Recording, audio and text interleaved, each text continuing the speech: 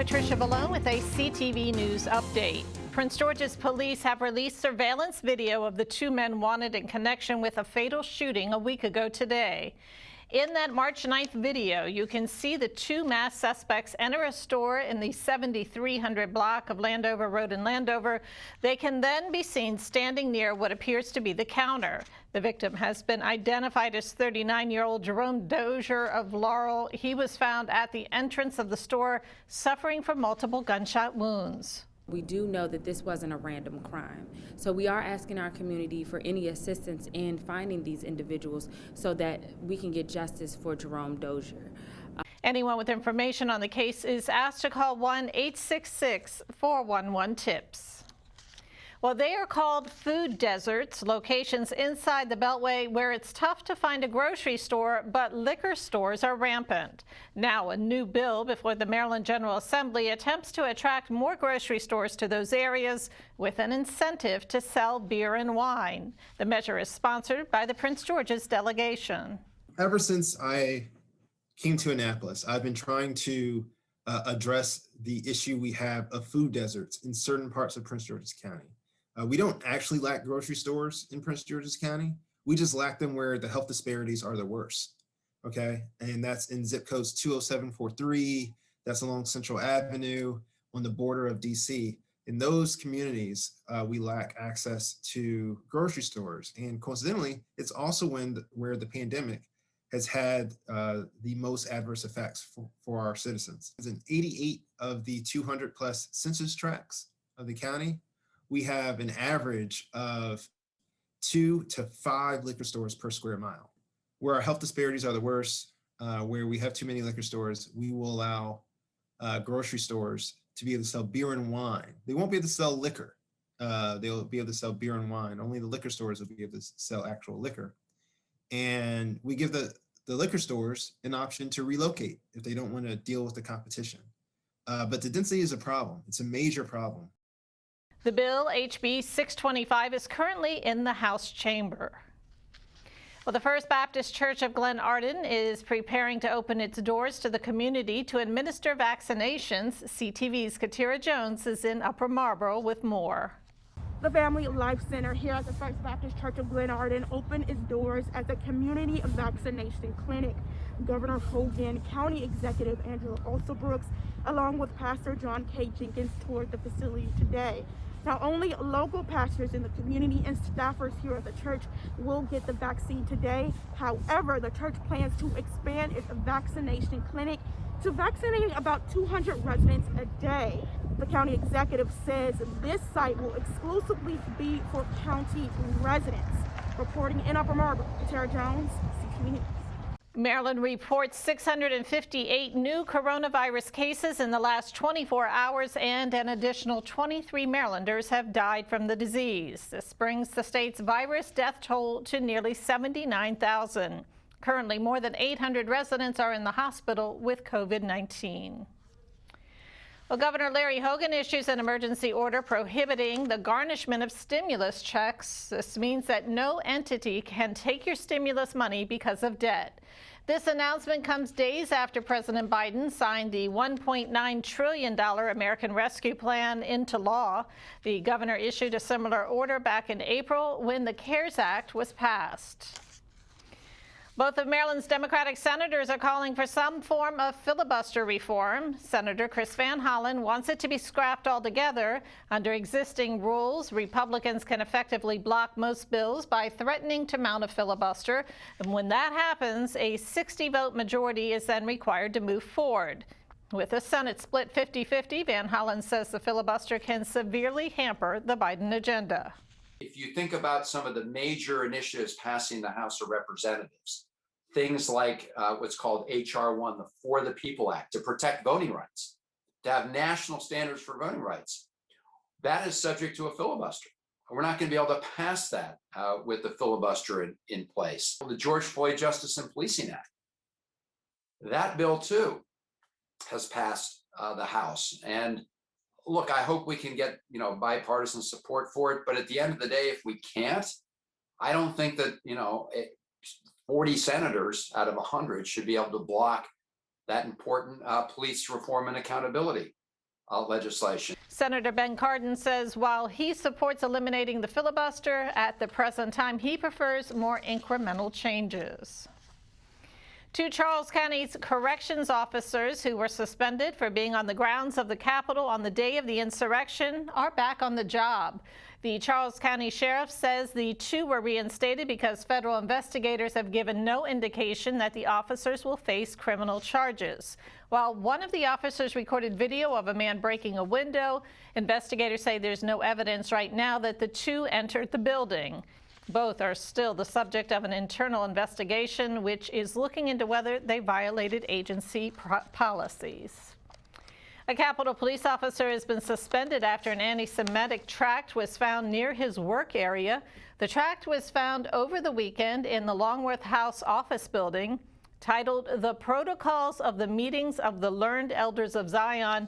The document served as a pretext and rationale for anti-Semitism in the early 20th century. The Capitol's Office of Professional Responsibility is investigating the matter. And you're watching CTV News. I'm Patricia Vallone. We'll be back in just a moment. My mother was always very familiar with her neighborhood, but one day she stopped at the stop sign for much longer than usual. And she didn't know whether she should go forward or turn, and she wasn't even really sure where she was at. It was very unsettling for her.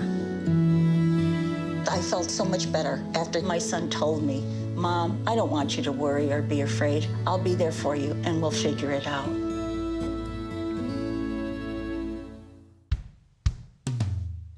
Hey world, I have a quick message. It's about safe driving. All right, let's go. Anytime you're driving, have the seatbelt buckled tight, both hands on the wheel and your phone out of sight. When not in your hand trying to text somebody back, because if you do, your car might get smacked. The moral of the story, just put your phone down. The people on the road will stay safe and sound. Put your phone down, put your phone down. People on the road will stay safe and sound. Yeah.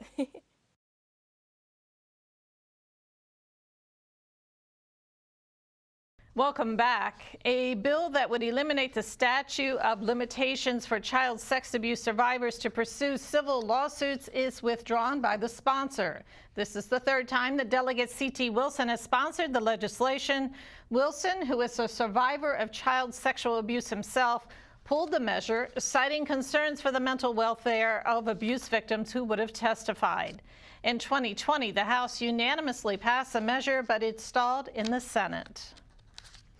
Maryland legislative leaders look at adjusting the timeline for implementing Maryland's sweeping educational reform bill. Due to delays caused by the pandemic and the governor's veto, the presiding officers are seeking a complementary bill to go along with the blueprint for Maryland's future.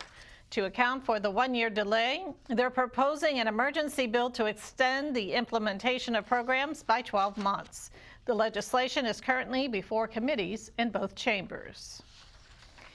Maryland Attorney General Brian Frosh has filed charges against a California-based tax debt relief company and one of its officers for deception. Frosh says that national tax experts and Patrick Oakes deceived numerous Marylanders by sending out threatening letters that appeared to come from legitimate governmental agencies. And that, among other things, you'd get an envelope, and in the return address portion, it would say, "Notice of active warrant / tax lien bank account and asset seizure warning, Anne Arundel County Circuit Courthouse, Maryland." And I think a reasonable person looks at that and says, "Oh my gosh, I've just gotten a warning from the Circuit Court in Maryland." We argue that that is deceptive. It's a violation of a number of different statutes in Maryland, including the Consumer Protection Act. Frosh says more than 100 Marylanders signed up with the company and allege many did not get the services they paid for. Anyone with a complaint against national tax experts or Patrick Oakes is asked to call the number at the bottom of your screen. Montgomery County Executive Mark Elrich releases his proposed 2022 fiscal year budget. About half of the budget will go to the public school system, exceeding the state's requirement for maintenance of effort and fully meeting the local school board's funding request. Elrich also wants to remove armed school resource officers as part of an effort to reform the police department. The Montgomery County Council will review and vote on the budget in the coming weeks. Greenbelt police are investigating a fatal shooting. It happened yesterday afternoon in the 5800 block of Cherrywood Terrace. Initially, authorities thought that they were responding to a stabbing incident. However, the investigation revealed that the victim had been shot multiple times. Anyone with information on the shooting is asked to contact Greenbelt Police at 301-474-7200. Progressive Maryland is hosting a virtual town hall tonight to discuss the current foreclosure crisis in the state. The event starts at 6:30. It will feature experts who will discuss ways homeowners can protect themselves from foreclosures or evictions. The organization says the current pandemic has exacerbated the problem. 1/3 of our economy disappeared overnight last year. A lot of Maryland homeowners are now behind on their mortgages and are struggling. And there are a lot of Marylanders who've been struggling even before because the recovery from the Great Recession was very uneven. 9% of homeowners in Maryland are currently delinquent. That's almost 1 in 10 homeowners are delinquent on their mortgages right now. And a higher percentage of those homeowners that are delinquent are people of color. Again, that event is at 6:30. For more information, you can visit progressivemaryland.org. An 8-year-old Marylander is seeking donations to help a Native American reservation. Kavanaugh Bell from Gaithersburg is giving back to the Pine Ridge Reservation in South Dakota. At the beginning of the pandemic, Bell created an anti-bullying organization and also started a community pantry. Now Bell says he wants to fill a 53-foot trailer with donations, food, and toiletries for the reservation.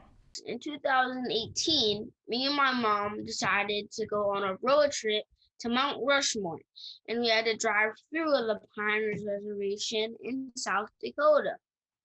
And I asked my mom, "What is this place?" And she told me, "This is the Pine Ridge Reservation. People live here." And I basically just asked her, "How do people live here?" And she told me some really sad things. The young advocate says he's collecting items until March 24th. For more information, you can visit GoFundMe and search #Native Lives Matter. A campaign is underway to restore the Peace Cross Memorial in Bladensburg. The memorial was built in 1919 to honor soldiers who lost their lives during World War I.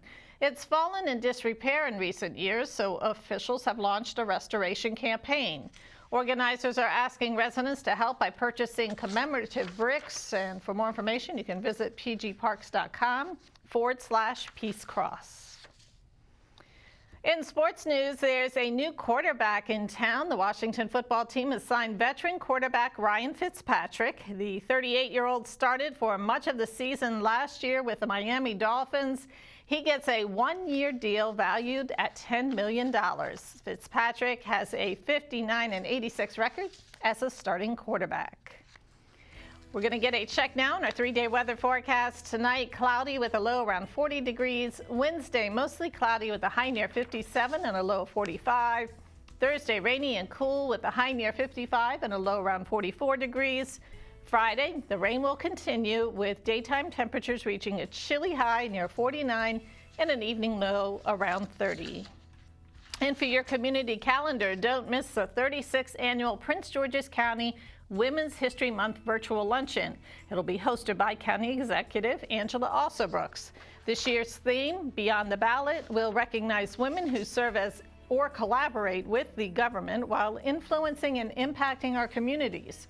The event is Thursday, March 25th, starting at noon. Tickets are moving fast. Make sure to purchase yours today. For more information, you can visit princegeorgescountymd.gov and search for Women's History Month. And that wraps up our newscast for this evening. Join us again tomorrow, same time, same place. Have a great night.